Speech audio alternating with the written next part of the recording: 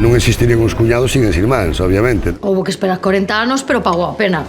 Pois a mí pareceme demasiado guapo. Oh, iso pareceche un defecto. Pois mira, sí, porque normalmente os guapos pois van a súa bola. Oh. Mira, por... As irmás son o equilibrio, é a familia, aínda que nesta parte están un pouco máis desfasadas, por decirlo así.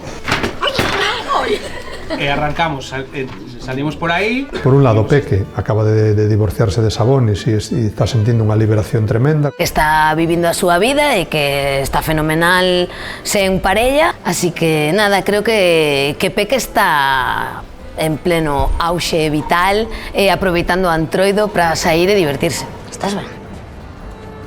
Poche dar unha aperta, pero unha aperta de amigos, sen nada máis, non? Sabes que ás veces necesitas que alguén che dé un...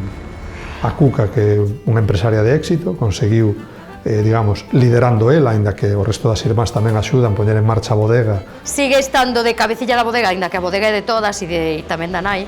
Boas, benvidos, benvidas, grazas por estar aquí nun día tan especial. E temos a Mati, continuando sendo unha gran profesional da Policía Judicial, e que trae a casa a presentar o seu mozo. Adora o que fai o seu traballo, adora a súa familia, as súas irmáns, teñen unha complicidade maravillosa. O dilema, como lle presento eu ao meu amor, non? A miña parella, a miña familia. Quen é? El. Vai vir.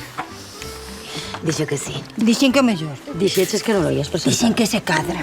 Mira, ese mozo teu pode ver... As tres irmáns son, digamos, o asidero que teñen os cuñados para un pouco tocar terra. É perfecto que ese entorno familiar sexa perfecto, pero claro, están os tres cuñados que a van a liar.